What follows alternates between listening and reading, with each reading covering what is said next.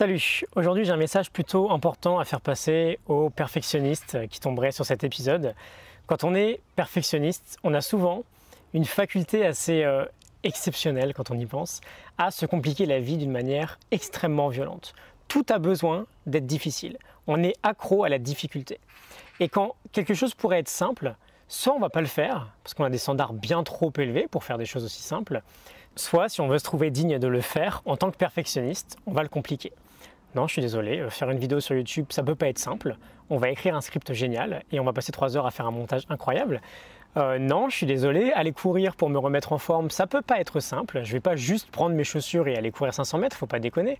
Je suis un perfectionniste, donc je vais plutôt attendre que la météo soit parfaite. Je vais essayer d'aller me procurer la meilleure les meilleures chaussures.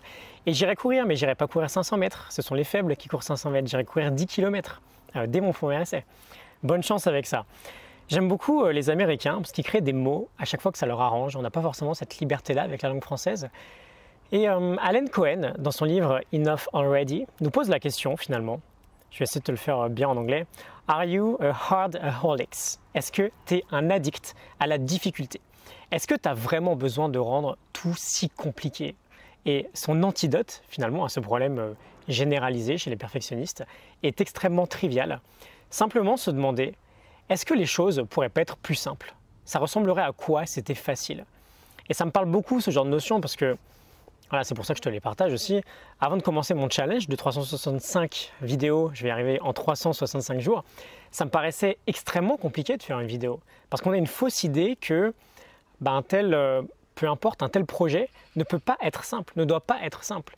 Et c'est en me disant que si finalement ça peut être simple, ça peut me prendre moins d'1h30, 2 heures par jour, que j'ai réussi à simplifier le process et que j'ai rendu mon passage à l'action beaucoup plus accessible. Et aujourd'hui, faire une vidéo par jour me paraît extrêmement simple. Effectivement, tu vois. J'ai pas encore tout résolu dans mon projet. J'ai un processus de création de formation qui est encore beaucoup trop compliqué parce que j'ai des blocages psychologiques. Pour moi, j'ai l'impression que ça peut pas être simple de créer une formation parce que je vois le truc comme quelque chose de très compliqué. J'ai le sentiment que si je veux apporter plus de valeur, je dois travailler plus longtemps, alors que c'est peut-être pas forcément le cas. J'aime beaucoup ce que nous dit aussi Brené Brown dans son livre The Gift of Imperfection. Là encore, elle a créé un mot, elle nous dit de ne pas être des perfectionnistes, mais de devenir des good enoughistes, des suffisantistes, si je voulais moi aussi créer un mot en français. Quand on a des standards trop élevés, ça peut nous paralyser et donc on ne passe pas à l'action, on reste sans rien faire. Quand on arrive à abaisser ces standards et définir ce qui pourrait être suffisant pour nous, on se rend le passage à l'action beaucoup plus simple. Et ça peut sembler contradictoire, mais ma solution pour devenir un suffisantiste, ça a été de produire une vidéo par jour, de produire en très grosse quantité. Je dois produire la vidéo. Donc non seulement ça doit être facile, et là on revient au premier point, mais surtout ça doit être suffisant. Je finis ma vidéo, et si je l'aime pas trop ou que je la trouve pas parfaite, elle sera jamais parfaite de toute façon, mais elle est suffisante. Si je veux publier une fois par jour, ça doit être suffisant. Et du coup, voilà, je passe à la suivante. Je ne vais pas rester une semaine sur la même chose, parce que de toute façon, ça ne sert à rien. J'avais parlé de ce phénomène déjà dans l'épisode numéro 2, je m'en souviens, c'était au tout début. Je parlais de Mathieu Syed et de son livre Black Box Thinking. Il nous disait qu'une manière simple de vaincre le perfectionnisme, c'était de se concentrer sur la quantité plutôt que sur la qualité. Ça peut paraître contre-intuitif, mais plus on produit, plus on fait des erreurs, et donc plus on progresse, et donc, in fine, meilleure sera notre qualité. Voilà, j'aimerais beaucoup que tu médites là-dessus si tu es un peu trop perfectionniste. Stephen Guise aussi, j'ai encore une petite pépite, nous dit qu'on vit tous entre un sol et un plafond. Le sol, c'est notre notion du suffisant et le plafond, c'est notre notion de la perfection. Et ce que fait le perfectionniste, c'est qu'il a comme unique standard son plafond.